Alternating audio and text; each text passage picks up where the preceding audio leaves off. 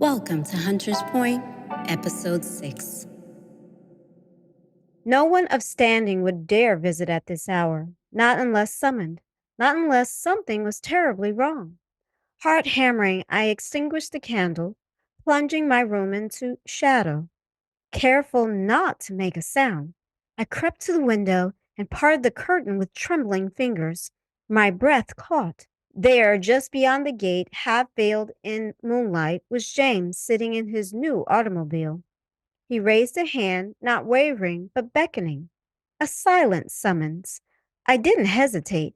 I flung on my shawl, shoved my feet into my shoes, and stole down the stairs like a ghost, praying no one would hear the creak of the floorboards or the pounding of my heart. We retreated to the lake pier to speak for a well-needed time alone. I've missed talking to you, seeing you, Miss Avery Pickney, I said, offering her my jacket. Miss Helen was quite the pill, he continued. Yes, she is. But that is the very talk I'm afraid of. Even with your own mother, whom I met at Lady Thibodeau's dress shop today, I began trying to gauge his reaction. She mentioned it, going on and on about a great dressmaker. I was waiting for the perfect time to tell her about us. That's why I wanted to talk to you. Don't pretend like you don't know what's happening between us, Avery. Us? Our time together and our romantic rendezvous are precious indeed, yet how shall we navigate this when our upbringing and station are so different? Will you let that be your position on my proposal? You did say romantic. Proposal? Courtships of proper decorum last a year at least. I have known you but weeks, I said, flattered but cautious. And yet I know you're my wife. I know you're the woman who will safeguard my empire and raise my children, I said, walking closer and placing my hand on her chin. James, all that sounds lovely, but what about my career? I don't want to have to live in a world where I'm not accepted, locked away in loneliness with children pressed to my silken leg, I replied, stepping back. That shall never be our destiny. My fortunes will ensconce you in an opulence born of devotion, not confinement, a realm where your ambition may flourish under loving guardianship. We continued to talk through the evening when the hour had passed for polite explanation. Where do we go from here? I asked, giving him back his coat and slipping my shoes back on. I'm going to talk to my parents and make it clear I will make my own decisions about who my wife will be. He handed me a stunning sterling silver ring, asking me to keep it as a token of his intent. We said our goodbyes, a peck on each cheek. I had the carriage driver stopped on my way home by Lady Thibodeau's, but I noticed a carriage parked down the block, the same one that was at the dock. I heard someone talking as I entered the store. Lizzie, everything you own, I paid for. Every dream you ever wanted, I made come true. I have proven my love for you and protected this secret, the family you provide for. I overheard Mr. Bentworth say as I was frozen in time. But despite all that, you can't leave your wife and family. Blah, blah, blah. Meanwhile, my ovaries have ceased to sustain life. You always said this was your child, I refuted, looking around the store. Maybe in the past, but now my baby has grown up and wants some siblings. I'd like a string of stores wherever the Bentworth Gallery is, with my name on it. Or maybe we need a vacation to that famous resort, Bruce's Beach. Arrange whatever you want, spare no expense. I dismissed her pleas, placing an antique box on the table. I had long ago learned what made Lizzie tick. I don't want to lose you, Sebastian, but I don't want to lose me either. I am not keen on living a lie. Your wife came in here the other day. She's actually nice and beautiful, I explained, untying the box. And I felt like a common thief in her presence. Well, I have to put a stop to that. I believe she hired someone so she would not have to come in here anymore, I replied, stroking her hair, trying to put her at ease. I quietly tried to back out, but the door creaked and Lady Thibodeau came out of the office looking frantic and a bit unkept. Avery, my dear, did you just walk in? I asked calmly, looking over her shoulder, hoping she didn't notice my nervousness. No, ma'am. I was going to buy a pair of shoes. I got my check from the Observer, I said proudly, holding up $10 and being untruthful about my time of arrival. Well, we are about to close, and there's no one here who can help you. I deflected, trying to escape her wandering gaze. I led her to the door to hasten her departure. She rushed me out, but I now know the truth. But who is this secret family she cares for? I was beginning to see that money can't buy you love. Will this be me and James's lot? Instead of freedom, me placed in a gilded cage while my husband's heart and wealth diverted? Yes, ma'am. You want me to come back tomorrow? I said, scanning the room one more time before exiting. Be fine, I replied, looking outside the door to see if anyone else was about. You can come out, I said as soon as I closed the door. Is she gone? I said, bolting out of the office, nervous about being discovered. Yes, she is, but she didn't see anything. She'll lose everything if she talks, I warned, peeking out the window. She's a child, and what we're doing is wrong and sloppy, Sebastian. Leave the girl alone, I demanded, feeling bad for putting her in that position. Things in Hunter's Point were heating up, and everyone was on high alert. It was racing season, and the Smithfield girls had to be there to see Isaac Burns in his second Kentucky Derby. They stepped out adorned in big floppy hats and jewels. I decided to wear one of Mama's creations with a small hat. These people had endless social events and seemed more concerned about tea parties than what was going on in the city. I didn't want a calendar full of social events, but real impact. But I had to climb the right ladders and be seen at the right events to reach my goals. Impressive, Madame Constance said as I entered the carriage. Let me guess. You're reporting for the Observer? Meredith begins, extending her arm to block the seat. Sister, grow up, said Helen, moving it. As the carriage rolled down the busy street, Hunter's Point was changing. It was moving from the lazy carriage of the past.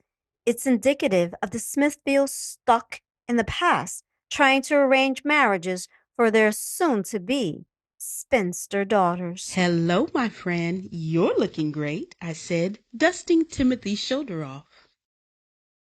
And you are a dream, my dear Avery, I replied, kissing her hand like a gentleman.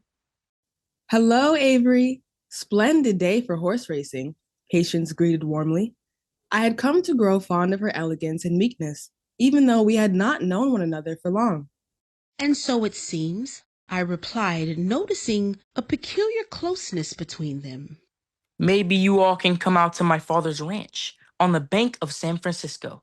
The great Paul Revere Williams designed and built it, I said, finally flexing my true financial status.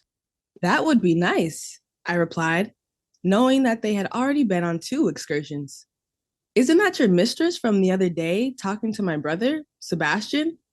Why, yes, Miss Helen, I observed, uncertain if Cupid's arrow had landed. Timothy, tell us more about this grand outing, she suggested, seeming happy and full of ideas. As each race began, my eyes scanned the crowd for James. I didn't dare ask Patience where he was. Could this be the day I meet his parents? I interviewed the anxious betters and even talked to some owners of the big, beautiful beasts. That's when I spotted Meredith talking to James, flashing all her teeth and blinking her lashes.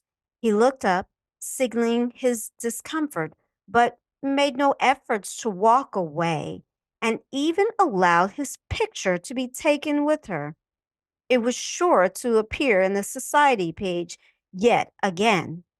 He was becoming known as the city's most eligible bachelor. Avery, right? Interrupted Lady Bentworth, dressed impeccably. Though Avery was nice enough, she was no match for my son for obvious reasons. I thought I admired her ensemble. Why, yes.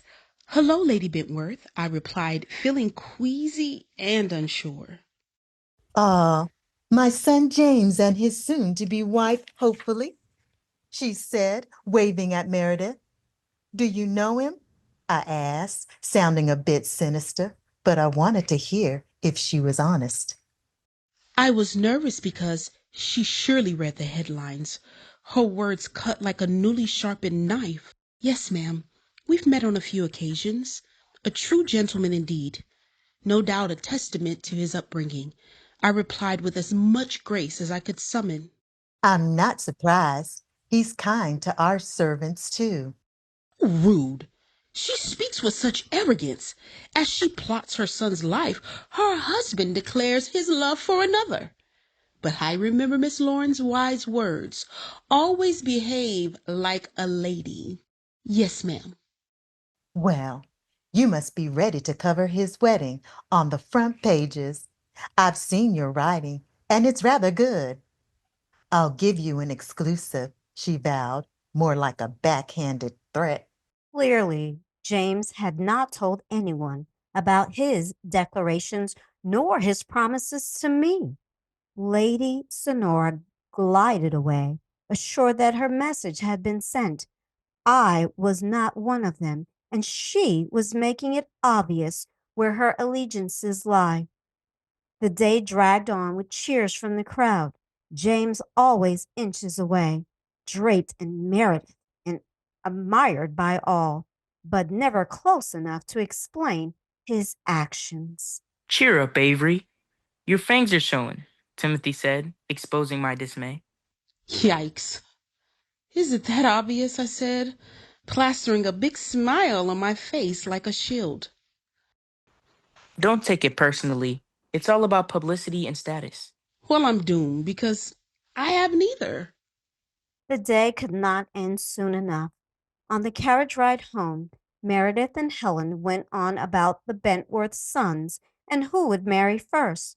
It was a sheer miracle born from the silent prayers in my mind that prevented me from bursting into tears.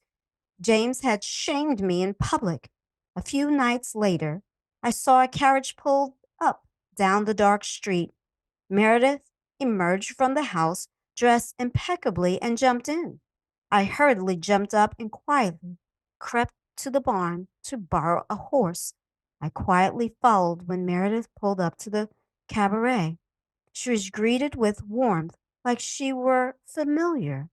I walked into the lightly dimmed room. Drinks were flowing, and the dancing reminded me of when I was on the plantation. I saw Meredith walk right in and sit on a man's lap unknown to me. They embraced and danced with passion. But what about James? I kept what I knew secret, but it was no doubt ammunition for when I needed it. And despite James sending me several posts, I refused to respond or see him until his mother knew where I stood. There was no sense in pretending. Thaddeus, thank you for seeing me. You've built quite a legacy in this town. I'd like to contract you to provide cleaning for all my art galleries. I began knowing the marriage negotiations to secure our future dynasty. I'd be honored, especially with our wives plotting our children to be wed. Perhaps our women see beyond us, I said, noticing a paper he had sitting on his desk. Art and Stitch's collab raised questions. Tried not to drop a glass that he had given me, convinced Avery must have heard and seen everything. Sebastian descended into a void of despair and withdrew his ear. His marriage, so carefully constructed, was nothing but a mask, a hollow facade from the start. Sonora, with her ceaseless demands, her relentless bills, has nearly reduced our fortune to dust. And for what? So that he might endure this place, this charade, dignified by a woman whose hold on him is absolute, yet whose daughters his sons cannot bear. She has dominated the Bentworth household for years beyond measure. Without her, he appeared as nothing because it was under her hand that everything, every comfort, every privilege was granted. She has shaped his world. And then there is Lizzie, his sole reprieve. In her presence, he finds solace, a dream of brandy upon my lips, eyelids heavy with memory, his soul alight with fleeting peace. Oh, that these two worlds, Sonora's iron grasp and Lizzie's gentle kindness, could merge into one, combining duty with tenderness, demands with retreat. But alas, I sense the hour is nearing when Lizzie's sanctuary and my fleeting hope must pass. My time with her, I fear, is ending. He was only brought back to life after Thaddeus's request. So, how soon would you like for us to get started? Sooner the better. I'll have my people set it up. Now that we've dispensed with formalities, let us attend to the matter at hand, this impending nuptial arrangement. Naturally. Your grandchild will be born an heir to a fortune designed to endure for generations. With our joint contributions, that lineage shall never falter. Indeed, the dowry will include a considerable sum of coin and a splendid domicile by the bay. Additionally, I wish my daughter, Helen, an earnest student of art, to study under your tutelage. Modest desire, hardly deserving mention amid our true negotiations. Pray, do not restrain yourself, Thaddeus. Tell me plainly, what do you truly covet? Not dominion, but stake. A modest share, yes, but a long-term financial tie to Bentworth Art Galleries, I replied cautiously. That is a great sum. Even at 1%, the windfall to your family would be substantial. And your access, unrestricted, to every colored company in this country where your art will hang, I said, knowing I held all the cards. Very well. The pact is sealed. Our oldest two, Meredith and Sebastian II, will begin their public courtship immediately, I said, barely concealing a flicker of calculation in my eye. I saw you eyeing the headlines on my desk. You have been found to be indiscreet, he warned. So, it appears, I said, knowing that was my summons from the Syllabus Society. Our meeting ended both bitter and sweet. As a high-ranking member of the Syllabus Society, Thaddeus was the grand leader. For him to acknowledge the headline meant I had been called to stand before a tribunal. The punishment could destroy him. The Smithfield maids had a lot to say about the newest headlines. Ooh-wee, did you see the latest inside the parlor column? Sure did. And they say the lady was a slave. Who was a slave? I thought the lady that was mentioned was Lady Thibodeau. Surely she has never been bound by chains. Her fine upbringing and endless wealth, though they didn't seem to know who it was obvious to me. As they chattered back and forth, I decided it was time for me to visit Lady Thibodeau to pick up some shoes for the gala and to find out who she really was and why the column called her a former slave. Hello, Lady Thibodeau. I was in search of some shoes to match my new dress. I began showing her my $10, which I had planned to spend $1 of. I'm sorry, dear, but my shop only carries exclusive shoes that begin at $50, I said, showing her a peek of the price tag. Well, I was hoping, since we have come from similar backgrounds, maybe you could, this one time, bring the price down? I said, not really knowing any other way to broach the subject. Excuse me? Don't believe the lies you read in that wretched paper, she examined, shocked by the revelation. I didn't know what to say. I was only kidding, trying to save $1. I never thought a woman of such refinement could have ever known chains. But her reaction confirmed it all. Lady Thibodeau, it seems you have a lot of secrets, including an evening ride and a hairpin. That is similar to my mother's. I said nicely, but firmly. Avery, it appears you know too much about the people of Hunter's Point, she said, escorting me to her office. Are you the parlor pin? No, ma'am, and I don't care about these pretentious people. But the people of Hunter's Point do. I believe secrets will remain concealed if you tell me how you are connected to Stella Lynn. Okay, you don't have to yell. I didn't quite know where to start. When I was a child, my family and I were indeed enslaved. Our overseer was a cruel man until one day our entire family ran away, but they caught us. And that cruel old man sold us, but he kept his favorite one. And she grew up on the plantation, never knowing what happened to her family, I explained, unburdened by a secret I had held for so long. I had one sister, Stella, whom I had been providing for as soon as I realized wealth.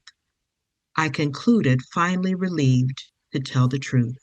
Stella? My mama Stella. So what are you saying? I asked, not sure what she was disclosing. Wait, I said, jumping up. How do you know this, and why are you only now telling me after you've been found out? I said, pulling away from her, rejecting her attempt at family time. That's for her to speak to you about. Mr. Bentworth is my benefactor, she clarified, handing me a strand of pearls. Slavery had been horrible for our family. When they sold Daddy and me, I was adopted by a free family who educated me. I was only 3 and Stella was 1. After I began to make money and met Sebastian, things changed. I started sending money to Mr. Pickney for you. I don't want people to know, not because I don't love you or am not proud of you, but because the ladies of this town keep our family fed. And if they ever knew who I really was, they would stop seeing my creations as elite. And you and Stella would never leave the Pickneys. Who else knows? Only Madame Constance. That's why she calls me Lizzie and summons me at her will. Not even Sebastian knows the full truth. And a family of former slaves is bad for business, I said, gathering purse, stuffing my $10 back into it. That's why I brought you here, Avery, to mentor you and to place you in a circle of esteemed people. I love you, and I was just trying to help us all. Aunt Libby, it seems to me you have created a gilded life only big enough for you and these rich people. And the lies you have tried to hide for so many years are now coming out. And using the excuse of needing money for sleeping with a married man? I don't know if mother can ever forgive you for this. You think these people could love you more than your own family could? Wait,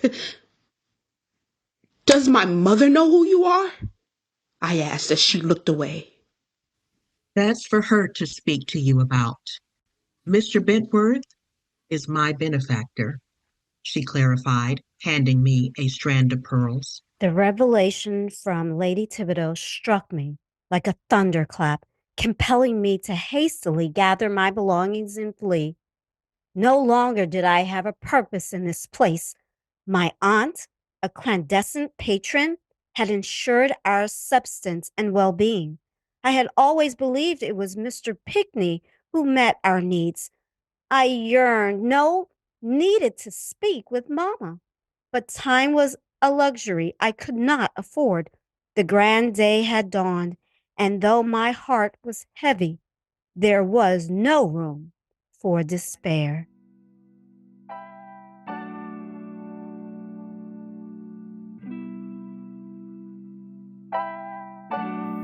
Thank you for joining us for episode 6 of Hunter's Point. Next week on Hunter's Point, the finale of Hunter's Point. This has been a Royal Black and Elite production.